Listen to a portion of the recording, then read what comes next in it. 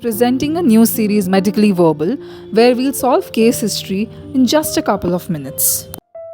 Case 8. Chief Complaint. A 40-year-old male presents to the clinic with persistent cough and shortness of breath. History of present illness. The patient reports a cough that has lasted for the past 3 months. The cough is productive of yellowish sputum and he experiences shortness of breath on exertion. He also mentions occasional wheezing and chest tightness. He denies fevers, night sweats, or weight loss. The patient reports a history of similar symptoms over the past few years, but they have worsened recently. His past medical history include chronic bronchitis, hypertension. He is currently on lisinopril for hypertension and over-the-counter cough syrup. Over-the-counter cough syrup basically means the cough syrup which doesn't require any prescription to buy. He smokes 1 pack of cigarette per day for 20 years, drinks alcohol occasionally, and works as a construction worker. Father had COPD, mother has diabetes. His BP is 180 systolic, 85 diastolic, hypertensive, heart rate is 88, respiratory 20, temperature 37. He has prolonged expiratory phase.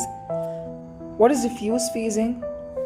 So wheezing basically means whenever they are breathing, they have a whistle sound that is caught in the stethoscope itself.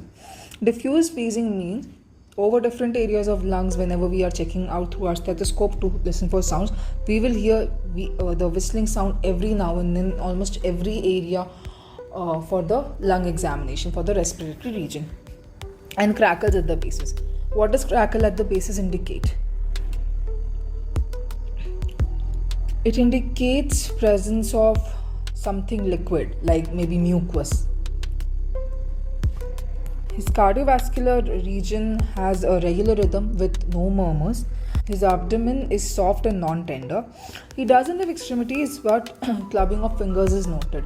Yeah, clubbing of fingers is common in patients who have a chronic history of smoking, and this guy smokes as well. Initial differential diagnosis: COPD exacerbation, asthma, bronchiectasis, tuberculosis, lung cancer.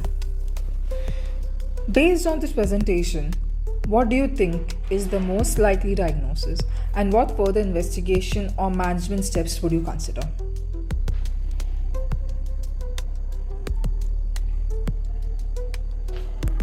For this case history, a lot of people might think it's tuberculosis because the person has mentioned the presence of sputum, and some people might also go for COPD exacerbation because of the family history. Now here's the thing, because he has a significant smoking history and his clinical symptoms present more towards the chronic obstructive pulmonary disease, that's why COPD exacerbation is high likely to occur in this case. Okay, but because we have doubt, because there is a production of sputum, what we're going to do is we will check out if there is presence of the TB bacteria, which is Mycobacterium tuberculosis in it. So how do we do it? First of all, we'll check the sputum out by performing a sputum culture and sensitivity test, so that we could check out what all pathogens are exactly present in the sputum itself. Then we'll do an acid-fast bacillus stain and culture. Now why do we do this? So that we could specifically detect whether there is Mycobacterium tuberculosis. What do we do exactly? We collect the sputum, we smear it on a dish, we stain it with the fuchsia dye, then we wash it with acid. Now the bacteria would retain the color of the dye.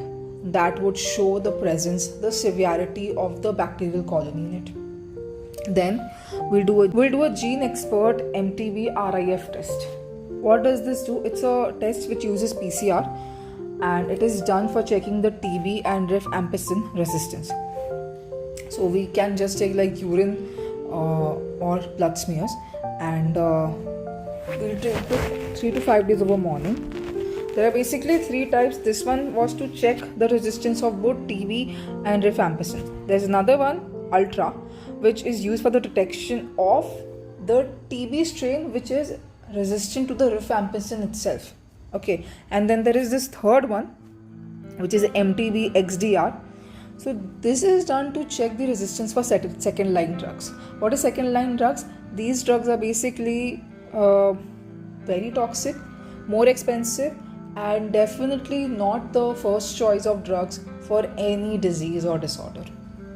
Then of course we'll do an imaging of the chest by performing a chest x-ray so that we could figure out if they have any infiltrates or any cavitations, which is basically a gas filled space. Gas filled space in lung, it is seen in the form of a lesion in the chest x-ray, and this is almost the whole time pathological. Okay, we'll do a CT scan of the chest. Whenever the x-rays are inconclusive, almost all cases we opt for the CT. Then of course, because we are talking about disease, there could be inflammation as well. So we'll do a C-reactive protein test to see how much of the level of inflammation is present. Then we would check for the complete blood count to check for leukocytosis or anemia. Now we can understand why leukocytosis might be occurring, so that the body could start on with the defense mechanism of the body. But why would there be a decrease in the RBC? What happens is, whenever inflammation occurs in body, the iron reserves of the body get used up. Now because the iron reserves get used up, the RBCs are not maintained. Okay. In case of lung disease, cytokines are released for to present immunity, right? Now cytokines often do not allow the process of erythropoiesis to occur, which again leads to a decrease in the number of RBCs. Okay. Then we'll do a atrial blood gas so that we could see how much of the respiratory compromise is exactly present and what is the severity that we need the oxygen therapy in this case. We completely need the hyperbaric oxygen therapy, or we just need a mild case of oxygen therapy. We have to check that out. What happens in the ABG? We check out the O2 CO2 levels. At the same time, we check out the acid-base balance. What we do is we collect blood from any artery. It could be a wrist artery, it could be an arm artery, it could be the artery from the groin region. Then, because this is a case of a respiratory region, we would perform pulmonary function test. For management, if it comes out to be tuberculosis, right, we would initiate anti-tuberculosis therapy, okay, with a standard 4-drug regimen. So we'll give isoniazid, rifampicin, pyrazinamide and ethambutol. These are the 4 drugs that we have to give him. Now there's this thing about isoniazid. Whenever this drug is taken for the control of TB or for the treatment of TB, this drug often induces deficiency of vitamin 6. When we are giving this 4-drug regimen, we have to also provide them with vitamin B6 supplementations. Okay.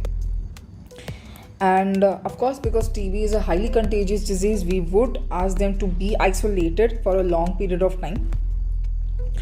Then if it is COPD exacerbation, we would start them on bronchodilators like albuterol and anticholinergics like ipratropium. We would start them with corticosteroids so that we could reduce the inflammation like prednisone. And we would give them antibiotics. If it's not TB, if it's any other bacteria, then we'll start them with antibiotics, and we'll start with oxygen therapy if the SpO2 level is less than 88%. We have to take some cautionary measures from outside as well, like asking them to stop with the smoking, and then we'll just do a regular follow-up and monitoring so that we could see how much of the treatment is working and plan accordingly. Hope you guys like the case study of today. You can come back whenever you want. Please do not take this as a substitute for medical advice, because it is not. It is just for understanding purposes and to learn how to diagnose our diseases. Thanks for watching. Corrections or suggestions, comment down below. Make sure to like, share, subscribe and hit the bell icon to never miss another update.